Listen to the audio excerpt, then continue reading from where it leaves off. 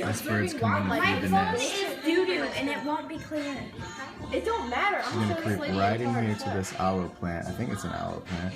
No, my phone will take a good picture.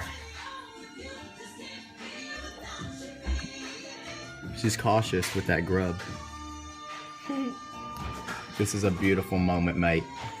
This is nature behind glass. We are safely protected as the bird peeps around, sees me recording, but still proceeds cautiously. Hop, hop, hop. A couple more steps and she'll be in. Oh, she's in. The babies are wide open. She's just gonna drop it in. She's cautious now. We're getting closer.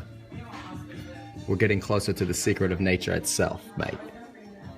You can call me the Tom Sawyer of this generation. Or the Steve Irwin. The babies loved it. Now she looks around to make sure the babies are safe. Unknowingly, I am videotaping her. Oh, and she's gone.